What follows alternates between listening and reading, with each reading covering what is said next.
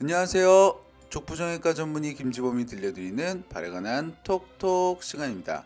오늘의 주제는요. 비고라 부골과 부주상골이 동반된 발 뒤꿈치 변형의 치료에 대해서 말씀드리려고 합니다.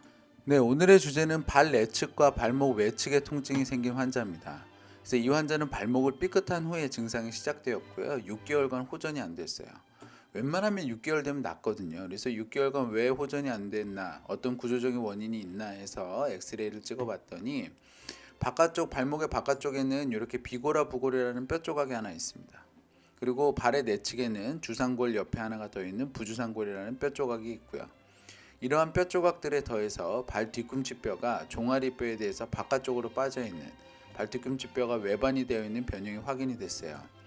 이렇게 되면 부주상골과 비고라 부골은 뼈 조각이니까 이게 움직일 때마다 충돌이 되고 갈려가지고 통증이 유발되는 건 이건 충분히 이해가 되죠. 근데 발 뒤꿈치 뼈가 외반되어 있는 것, 종아리 뼈에 대해서 발 뒤꿈치 뼈 이렇게 바깥쪽으로 빠져 있는 것이 이런 부주상골과 비고라 부골로 인한 통증을 악화시키고 낫지 않게 만성화되게 만듭니다. 그래서 수술을 하면 이 부분을 모두 해결해 줘야 돼요. 그래서 수술을 1년 6개월째 엑스레이를 보시면 제가 다 해결해 줬어요. 그래서 종아리뼈에 대해서 발 뒤꿈치뼈가 바깥쪽으로 빠져 있는 거를 안쪽으로 밀어 넣어서 발 뒤꿈치뼈 외반을 해결해 줬고요. 비고라 부골 제거되었고 부주상골 제거되었습니다. 수술을 3개를 한꺼번에 같이 한 거잖아요. 그래서 이렇게 수술을 해도 괜찮은지가 좀 걱정이신 분들도 계실 텐데요. 수술하는 시간은 1시간 반 정도 걸리고요. 수술 후 1년 6개월 차에 환자분은 아래와 같이 걸으셨습니다.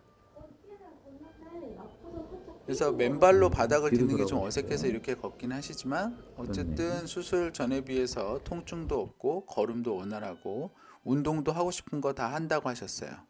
자, 이렇게 다친 후에 생긴 발목의 내외측의 통증 어떻게 수술적 치료했는지 이제부터 자세히 말씀드리겠습니다.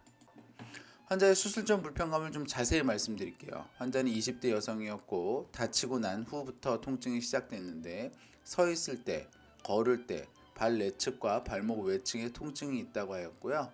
가볍게 발목을 삐어서 크게 문제가 아니라고 생각을 했는데 통증은 점점 심해졌고 외부에서 6개월간 치료를 받아도 전혀 낫지 않아서 저한테 오셨습니다. 그래서 실제로 일단 외견을 봤죠. 바깥의 모양을 봤더니 종아리뼈에 대해서 발 뒤꿈치가 바깥쪽으로 빠져 있는 발 뒤꿈치 외반 변형이 확인이 됐고요. 그 다음에 발의 내측을 보면 서 있을 때 이 튀어나온 부분 보이죠? 이게 부주상골 때문에 튀어나와 있는 겁니다. 그래서 실제로 엑스레이를 찍었더니 역시나 외견하고 똑같이 나왔어요.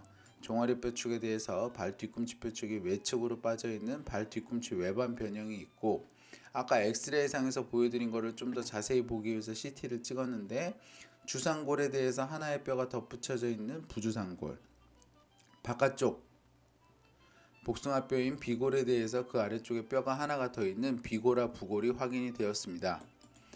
그래서 발 내측의 통증은 부주상골이 통증을 유발하는 거고 발 외측의 통증은 비고라 부골, 이 비고라 부골이 통증을 유발합니다.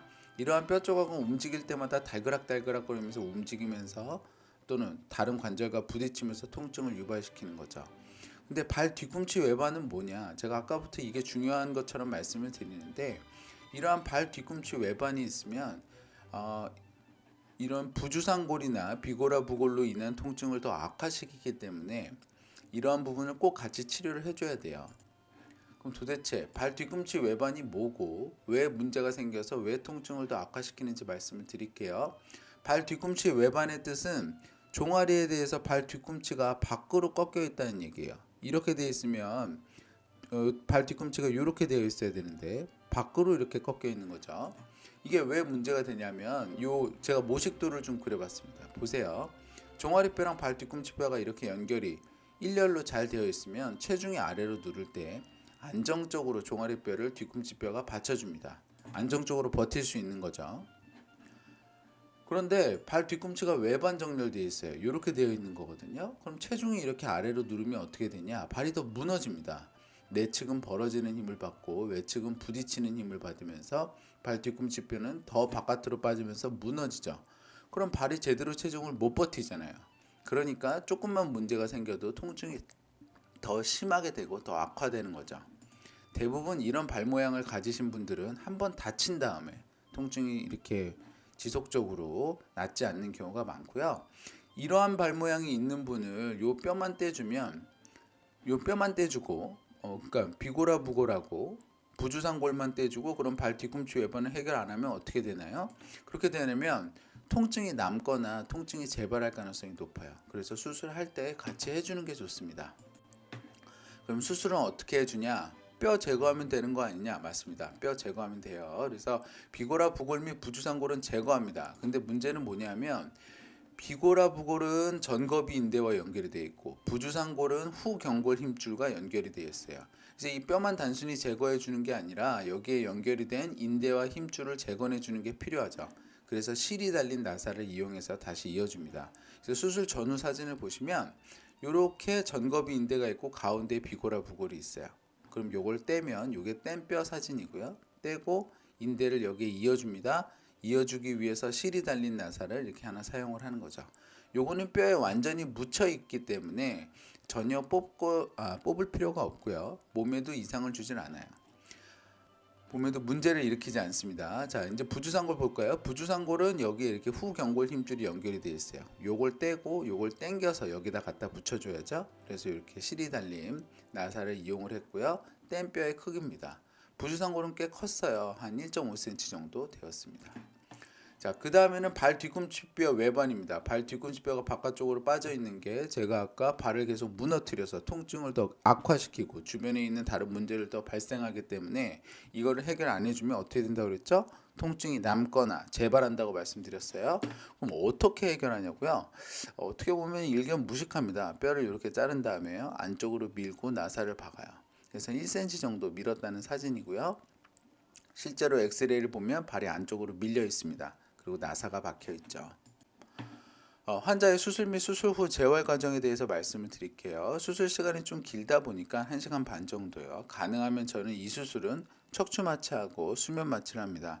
근데 발과 발목 마취도 가능해요. 수술 후 48시간이 좀 아파요. 어쩔 수 없죠. 그래서 여기에 대해서는 정맥 및 신경무통 주사를 통해서 통증을 확실히 조절을 해드리려고 노력하고 있고요. 재활은 첫 6주는 통기부스하고 그 다음 6주는 보조기 합니다. 이 보조기 할 때 재활 운동하고요. 수술 후 6개월 차에 이 발 뒤꿈치에 있는 나사를 제거를 하고요. 환자분은 대부분 3개월에서 6개월 사이에 일상생활 및 원래 활동으로 돌아가게 됩니다. 네, 수술 후 결과에 대해서 말씀드릴게요. 20대 여성분이니까 흉터도 중요하고 걸음걸이도 어떻게 되는지 중요하겠죠? 일단 수술 전에 발 뒤꿈치가 종아리뼈에 대해서 이렇게 밖으로 꺾여 있었는데 수술 후에 보면 딱 봐도 이렇게 꺾여서 쓴 것과 바로 서 있는 것이 달라져 있죠? 그래서 수술 후에 정렬 교정이 굉장히 잘 되어 있습니다. 그리고 흉터도 보시면 부주상골 흉터, 비골화 부골 흉터, 발 뒤꿈치 외반 수술 흉터인데 1년 6개월째에 보면 좀 많이 흐릿해졌어요. 밖에서 많이 티도 안 나고 양말 신으면 다 가려지는 부위입니다. 엑스레이 보시면 이건 처음에 보여드린 엑스레이인데 발 뒤꿈치 외반이 수술 전에 비해서 수술 후에 많이 교정이 되어 있고요. 꺾여져 있는 것과 벌어진 거리가 많이 두 개가 다 같이 줄어들었습니다. 그리고 비골화 부골, 부주상골이 수술 전에 비해서 수술 후에 모두가 다 없어져 있었고요. 수술 후 걸음걸이를 보시면 이렇게 자연스럽게 걷고 있었습니다. 수술 1년 6개월짜리 통증 없고 걸음 잘 걷고 운동도 잘 한다고 해주셨어요. 자, 정리해 보겠습니다. 발 뒤꿈치 외반 변형은 부주상골 및 비골화 부골의 통증을 악화시키고요. 부주상골은 발 내측의 통증, 비골화 부골은 발목 외측의 통증이 유발할 수 있습니다. 수술적인 치료는 부주상골 및 비골화 부골을 제거하고 발 뒤꿈치를 외반 교정하는 수술, 즉 발 뒤꿈치 뼈를 잘라서 내측으로 밀어서 발 뒤꿈치 뼈가 외측으로 빠져 있는 것을 교정하는 수술을 모두 해줘야 됩니다. 뼈 제거 시에는 뼈에 붙어 있는 인대 및 힘줄도 제거를 해줘야 되고요. 치료 과정은 척추 마취하고 3박 4일 정도 입원하고 6주 기부스, 6주 보조기 및 재활 활동을 해야 됩니다. 총 3개월간의 재활 기간이 필요하다고 생각하시면 되고요. 3개월에서 6개월 사이에 일상생활로 회복하고 6개월 차에 발 뒤꿈치 나사를 제거합니다. 발 뒤꿈치 외반 변형 및 부주상골이나 비골화 부골 등의 뼈 조각이 있는 경우에는 가볍게 다친 후에도 심한 통증과 그리고 만성화되는 통증이 나타날 수 있습니다. 이러한 통증은 비수술적인 치료로는 해결이 안 되는 경우가 많아서요. 적극적으로 수술을 고려하셔서 건강하고 행복한 발걸음 되찾으시길 소망합니다. 건강한 발걸음 행복한 100세 인생 발에 관한 톡톡이 함께합니다. 저는 서울대학교 의과대학을 졸업을 하고 다수의 TV 프로그램에서 족부에 대해서 말씀드린 바 있습니다.